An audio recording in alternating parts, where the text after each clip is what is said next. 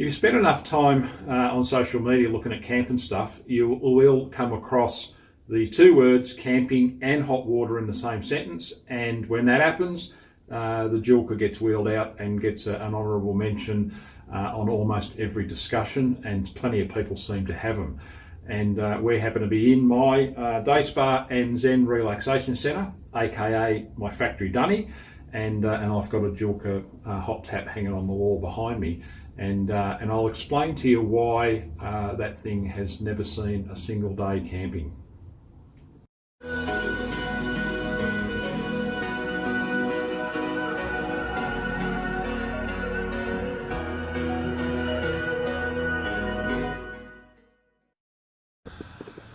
This is our Joolca, which is permanently attached to the wall via the plate at the back and some masonry plugs, and the existence of that and this hanging hook that's on the back of it would suggest that it's designed or lends itself to a more permanent vertical fixture, to a vertical surface, obviously, and in this environment it works fantastic.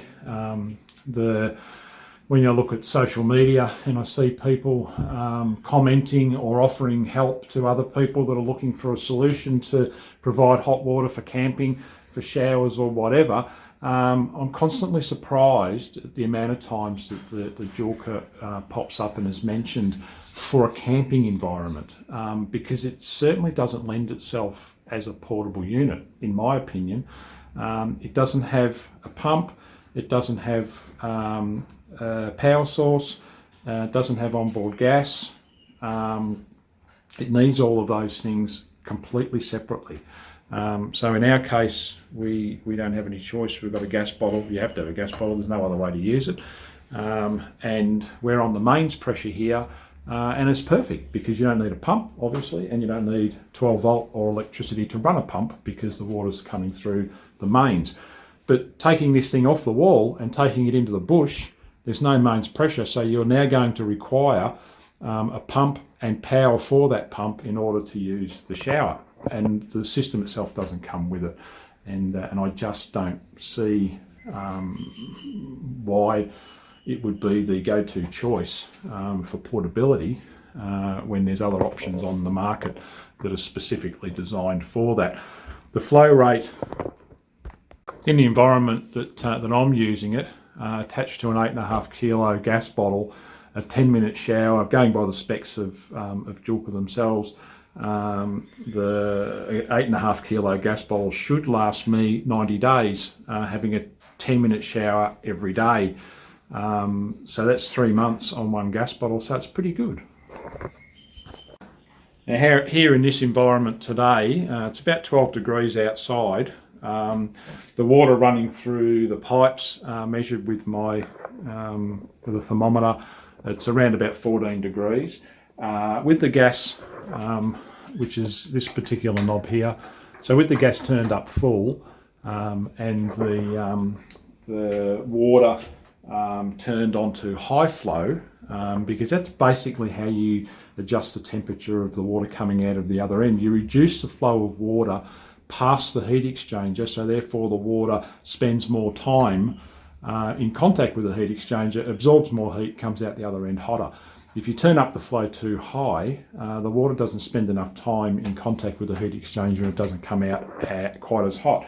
So on a reasonably coolish kind of day, which is like 12 degrees is reasonably cool, with the heat turned up high, but the flow on high, I'm getting about 28 degrees temperature out of the other end, which is not hot enough to have a shower.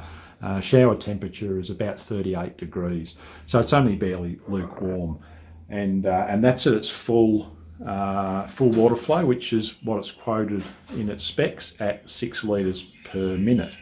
If I turn the rate of flow of water right down to its bare minimum, it's running at about 3 litres per minute.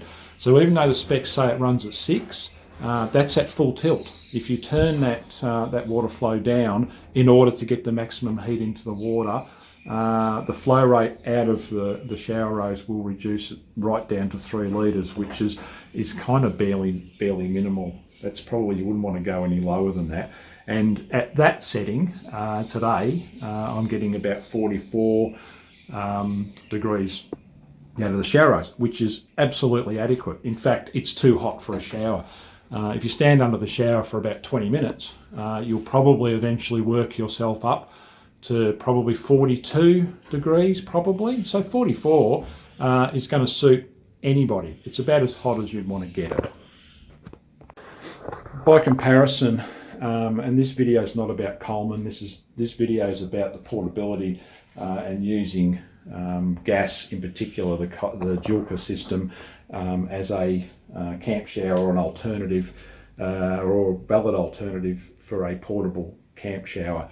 And this, although you can't buy these units anymore, they have it's typical as to what a portable camp shower will have on it. It's got a gas bottle already attached, and it has a 12 volt or in this case 6 volt battery power supply, and it has an onboard pump. So it is absolutely completely self-contained and lives in a bag. So you take the unit out of a bag, throw that pump into a water source, and you turn it on and you're done. There's no jerking around with gas bottles and pipes and pumps and power and all that. It is truly self-contained, and it's truly a portable shower alternative. And as far as comparison goes, would you bother your ass setting up the Joolca and going to that extra effort? Do you get any value by doing so? And the answer is pretty much no. This particular Coleman that we use, we've had this for about over 10 years, probably about 14 years I think we've had this thing, and we use it fairly regularly. On hot, that's producing 46 degrees water out of the same comparative water that we tested the Joolca on. So the Joolca was 44 and the Coleman is 46. It has a centrifugal water pump which runs at 4 litres a minute all the time. You can't adjust it and you can't change it. So it's you adjust the temperature of the water purely by the burner. The water pump's the same all the time. So with that, you're getting a constant 4 litres per minute. There's no reduction or increase in water flow. So once you get that shower hose right, the one that comes with it is like the one that comes with the Joolca, adequate, not great.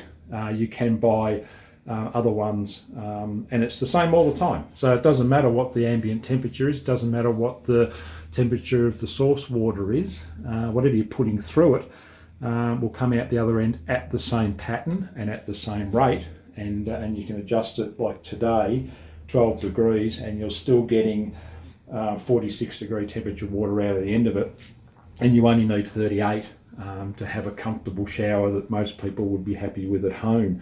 So in the difference between, or its ability to heat water, if we take, obviously take 8 degrees off the 46 to get down to 38, and we take the 8 degrees off the 12 degree water and 14 degree water and 12 degree day that we're at now, you're kind of looking at about a 6 degree water input or 6 degree day, which is probably a pretty shit camping day in anybody's language, and you probably wouldn't want to have a shower anyway. So, it works very, very well. Very, very portable. And at the end of the day, its specs are slightly higher and its output is slightly higher in way of temperature and of way of water flow than what this thing hanging on the wall that takes more work to use.